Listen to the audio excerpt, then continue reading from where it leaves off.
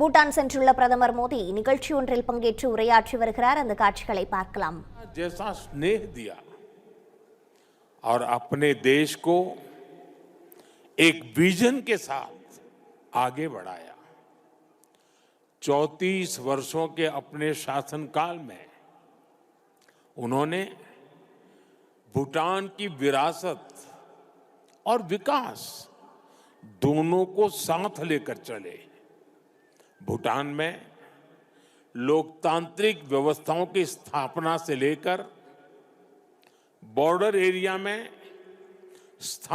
शांति स्थापना कराने तक हिज मैजेस्टी ने एक निर्णायक भूमिका निभाई।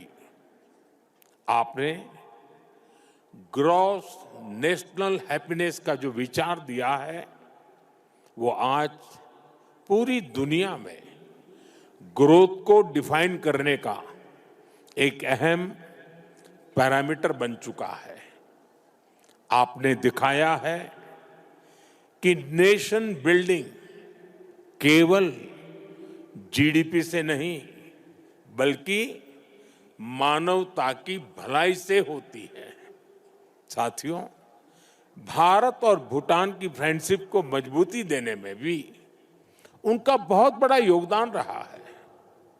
आपने जो नींव रखी है उस पर हम दोनों देशों की मित्रता निरंतर फल फूल रही है। मैं सभी भारतीयों की तरफ से हिज मैजेस्टी को अनेक अनेक शुभकामनाएं देता हूं और उनके बेहतर स्वास्थ्य और दीर्घायु होने की कामना करता हूं।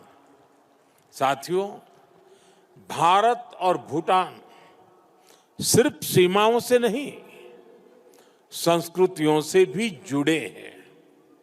हमारा रिश्ता वैल्यूज का है, इमोशंस का है, पीस का है, प्रोग्रेस का है। 2014 में प्रधानमंत्री पद की शपथ लेने के बाद मुझे अपनी पहली विदेश यात्रा में भूटान आने का अवसर मिला था। मैं आज भी उस यात्रा को याद करता हूं तो मन भावनाओं से भर जाता है। भारत और भूटान के संबंध इतने सशक्त और समृद्ध हैं।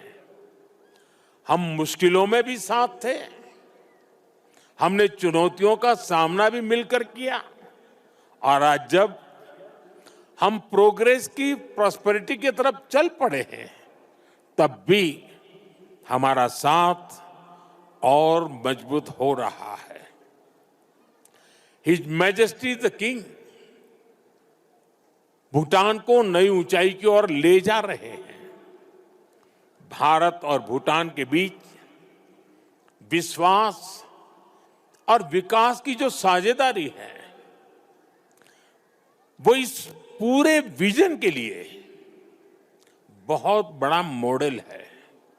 साथियों, आज जब हम दोनों देश तेजी से आगे बढ़ रहे हैं तो इस ग्रोथ को हमारी एनर्जी पार्टनरशिप और गति दे रही है। भारत भूटान हाइड्रो पावर साझेदारी की नींव भी his majesty the fourth king के नेतृत्व में रखी गई थी। हिज मैजेस्टी फोर्थ किंग और हिज मैजेस्टी फिफ्थ किंग दोनों ने ही भूटान में सस्टेनेबल डेवलपमेंट और एनवायरमेंट फर्स्ट का विजन आगे बढ़ाया है। आपके इसी विजन की नींव पर आज भूटान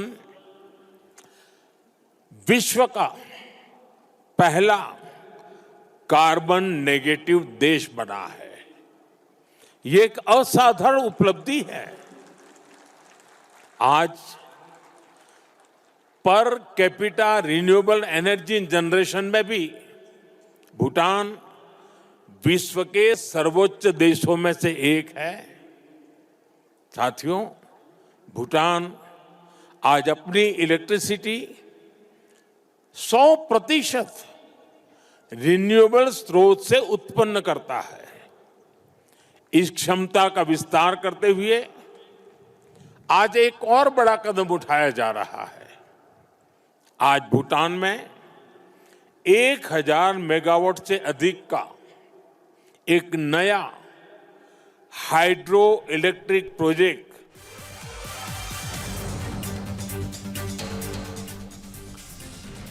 இரண்டு நாள் அரசுமுறை பயணமாக பூட்டானுக்கு சென்றிருக்கக்கூடிய பிரதமர் நரேந்திர மோடி அங்கு நடைபெற்ற நிகழ்ச்சி ஒன்றில் உரையாற்றிய காட்சிகளை நாம் பார்த்தோம். அப்போது மிகவும் கனத்த மனதோடு பூட்டானிற்கு வந்துள்ளேன் என இந்த டெல்லி கார் வெடிப்பு சம்பவம் குறித்து அவர் பேசியிருக்கின்றார். முழு விவரங்களையும் பின்வரும் செய்திகளில் பார்க்கலாம்.